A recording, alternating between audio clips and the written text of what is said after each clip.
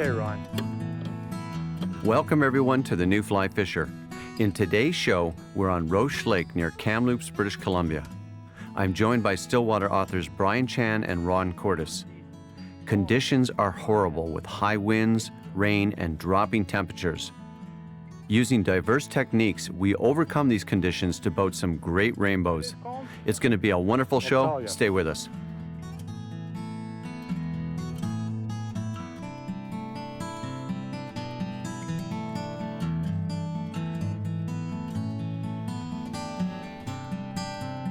Let him go back to live another day. Oh, baby. Look at that fish.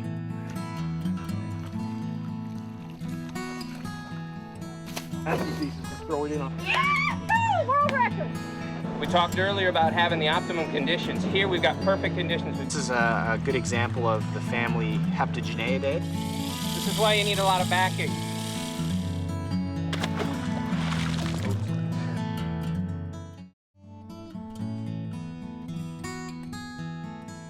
Today we're fishing in one of the incredible lakes that are near Kamloops, British Columbia. Conditions are an angler's nightmare. Gusting winds, icy rain, falling barometer, and temperatures.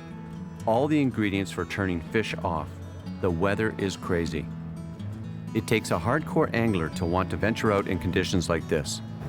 Thankfully, my companions today are as hardcore as it gets. Both Brian Chan and Ron Cordes are noted Stillwater anglers and authors. Brian lives in Kamloops, where he is the communications director for the Freshwater Fisheries Society of BC. Ron comes from Idaho Falls in the beautiful state of Idaho. He is the current president of the Federation of Fly Fishers. Together, we have decided to tackle today's wacky weather to see if we can still catch some quality fish. We're now here on Roche Lake, and conditions are really not ideal, are they? I mean, it's cold, it's rainy. This isn't the type of thing you expect at this time of year. What are we doing to adapt to it, and how are we fishing? Well, certainly the weather. We're in a low pressure system with a falling barometer, and that usually means it can be pretty tough fishing. But what we've done, we've moved into a real shallow shoal area of the lake, and we've got a good view of this bay here, and I'm just looking for moving fish. And if we see more than 3 or 4 fish move in one particular area, we'll slide the boat over there and try fishing that area. I think today we just got to wait till those fish decide to get happy and start feeding. So the secret is happy fish. We want to see some happy fish. Now, in terms of what we're doing, the technique, we're suspending sparkle leeches, black leeches, and it's about 8 to 9 feet here, and we've got it where, about 6 to 7 feet, you were saying? Yeah, we're in a big flat here that's about 8 to 9 feet deep, and we want to drift our leech patterns or our shrimp patterns just off the bottom. And we know there's fish cruising here. We've seen the odd fish jump, and I've fished it enough before. I know there's a lot of fish in here. It's just this time of year, late fall, at a bite, they're going to be looking for leeches and shrimp, and we just got to get them, they just got to go on the bite.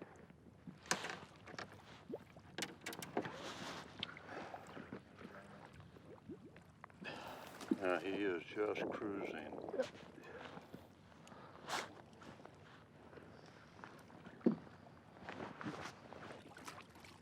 I see him there. Oh, it's a beautiful fish. Yeah, pretty fish. Whoa!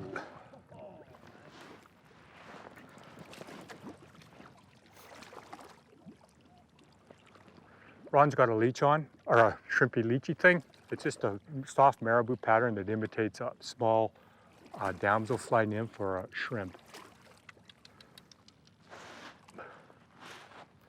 Okay, Brian. Yep, I'll get him head first.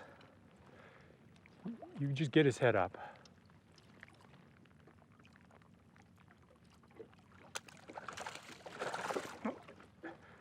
See how lighty in color he is? Match the bottom in here.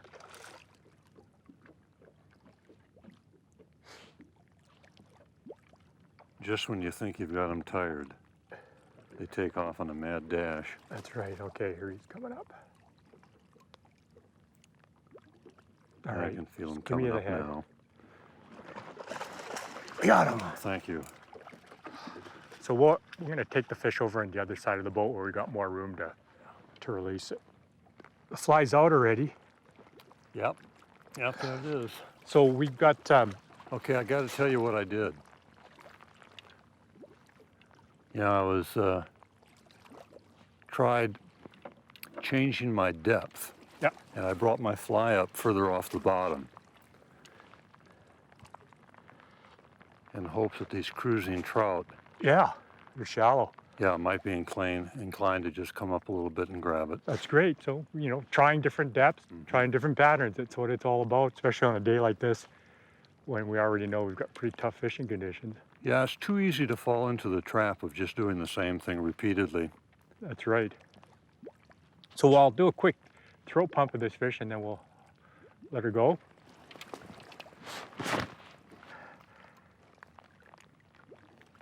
Press the pump, slide it out. Shrimp. Okay, I'll let him go for you. I got these Oh, gloves beautiful. to hold it. Oh. Okay, thank you, Brian. Tried to. Appreciate it. You get to do all the wet, cold work wet. while I sit here warm, comfortable. Well, let's have a quick look in this. Remember I said it's probably old shrimp or a few, maybe just a very few live shrimp, and there you go. So there's a mix of digested shrimp in there, and then you can see the few small hyalella shrimp, and they're all alive. So it's just starting to feed today, and hopefully they're going to bite a little more than what they have been doing, but it's at least we're on the right track. That's right. Look at the size of the Yep. fly. It's the right color though, and it's the right general shape of a shrimp.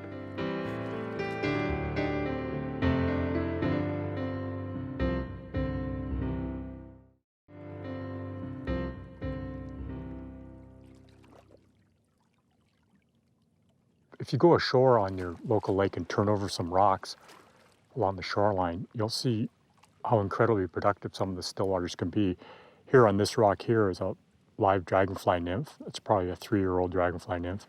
And then right next to it here is a nice brown with a bit of black mottled leech. Both of these food items are mainstays for trout in still waters. Both live a long time, and so they're an available food source year-round. So just by taking 5 minutes out of your fishing day, just before you go fishing, and looking around the edges of the lake in the water, and looking on the surface of the water, you can find a lot of the different food sources that are in the lake, so you'll know what's there, and by understanding their life cycles, you'll have a good idea how to fish them. Plus you'll get an idea by color, exactly what pattern colors you should be using. One of the most stable food sources in productive still waters are the freshwater shrimp or scuds. And you can see in this little petri dish here, we've got lots of them that we just scooped up with an aquarium net. There's also a large caddisfly larvae. It's the case building Limnophilidae, or also known as the big traveling sedge that hatch off in many productive lakes as well. And then there's a juvenile dragonfly nymph in here. Dragonfly nymphs can live for 5 years in the nymphal stage before they'll mature into the adult phase. So you can see just what's in this little petri dish, how productive lakes can be in the various food sources. And just by collecting a few of these insects and looking at them closely, you can see size and color and how they swim in the water to give you a better idea of how to fish your patterns and certainly what size to use and color selection to choose from.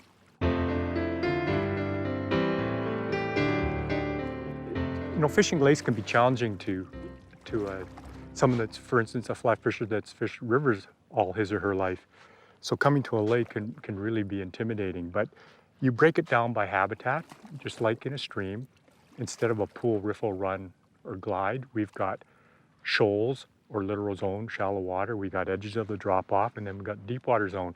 So you break it up into segments, and then you take the time to understand the life cycles of all the different food sources. And that's the beginning of learning how to fish lakes successfully.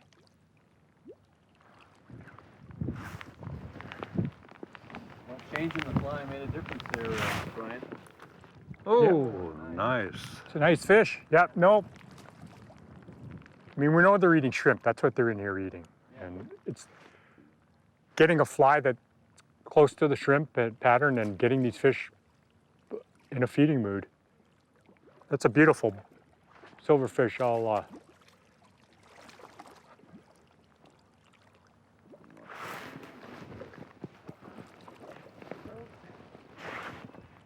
here we go.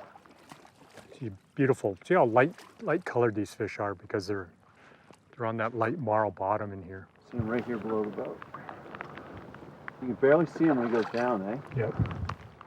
They're just like a bonefish. They really lighten up when they get on that light colored bottom.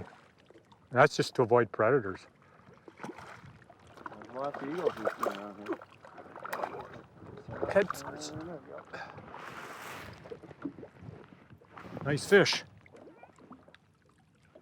All right, here we go. This is a triploided, non-reproductive or sterile rainbow trout. It's marked. It's got an adipose clip, a left pelvic clip, so I know the exact age of this fish.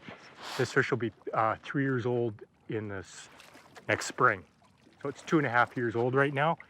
This fish has the potential to grow to 8, 9, 10 pounds and live for another 4 or 5 years, 7, 8 years of age. It's beautiful. It's a what we call an AF3N, all female triploid, and the Freshwater Fish Society stocks about 6,000 of those strains of fish in here each year, and we're building a population of some really large. They're going to grow big. It's going to be a great fishery. That fish will be around. You can imagine 4 more years in this lake how big it's going to be.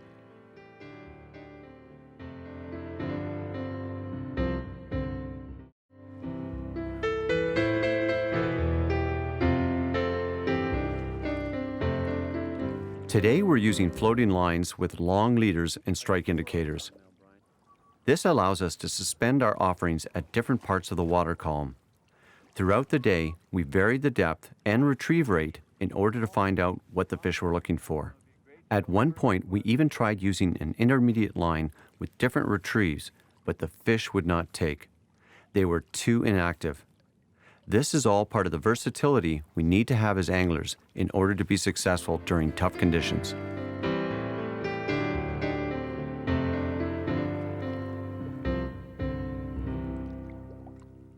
Well, when we were fishing earlier on, we caught a couple fish there, but it was time to move, and so just on a cruise by this area of the lake, I saw a couple fish, just slow porpoise.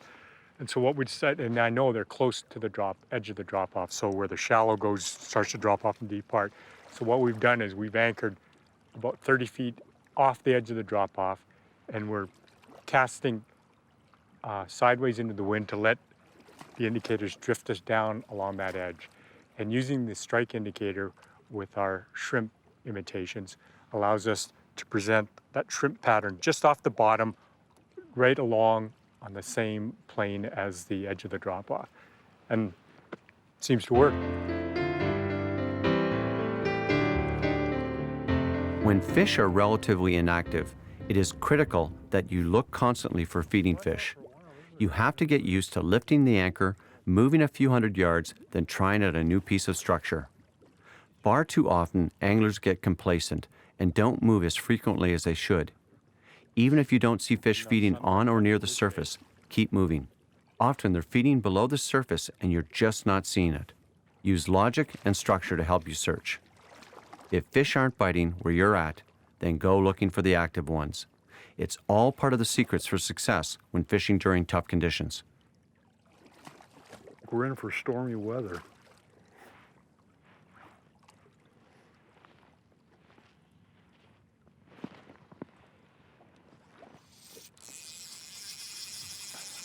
Nice one, Brian. An after lunch fish.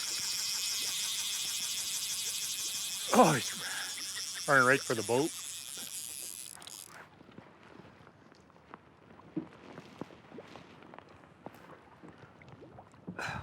Oh, that's a big fish, too. Yeah, it's a good fish. We stopped here. I saw one fish flip, right? That's why I stopped here. You've had how many fish whack at yours already?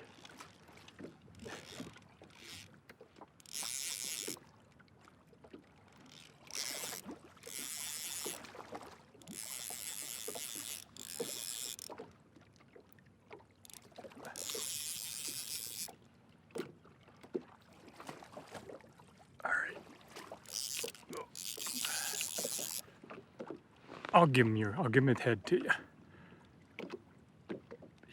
He's still green.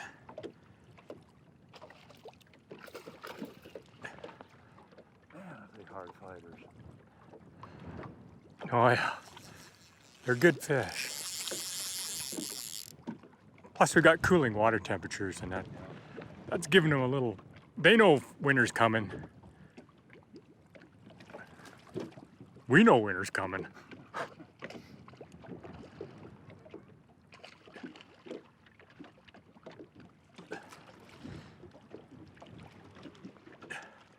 Beauty, way to go, Ron. This fish here, Roche Lake rainbow, it's a prime example of the fish that the Freshwater Fish Society of BC is stocking into these lakes. This is a sterile or triploid rainbow trout, I can tell because it's been clipped, the adipose fin. We're marking them just to check the growth rates in this lake, and so this fish is never going to mature. It's 3 years old now, and it's going to live for another 5-6 more years and get 3 times as big as it is now. Oh, there he goes. So those types of fish in quality waters make a great product for anglers, and you can see why people like to come to this particular lake.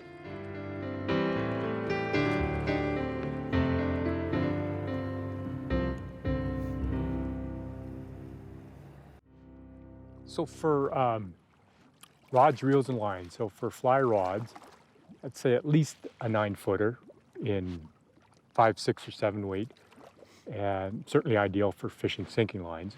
And then for fishing floating lines, particularly floating lines and long leaders or floating lines and strike indicators, I'd recommend those same rod weights in 9.5 or even 10-foot lengths. For reels, we want to have a reel that's got a good drag system that you can set very fine, as well as it's really nice to have a large arbor reel so that you can really pick up line fast when a fish is running towards you, and it just makes it easier to play that. Colin. That's a big fish, Colin. Big fish. You just see the way he's ripping the line. Oh, he was right next to the boat where he took it. No kidding. Oh, yeah. Unbelievable. He is taking off. Isn't he ever? Oh, You gotta get more line in. Oh, okay, he's under the anchor. Pass your rod under the anchor. Oh, I see your line going out the other side, Cullen.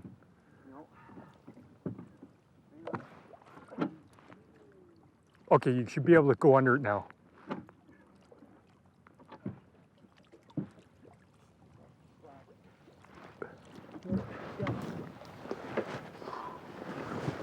Holy mackerel. He's over here. Yeah. So what I had to do there was I had to lift the anchor because he went underneath the anchor rope. It's always fascinating to see a line streaking away under the middle of the boat.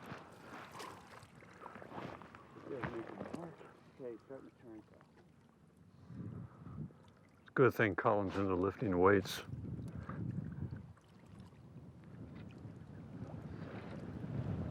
I only ever cut.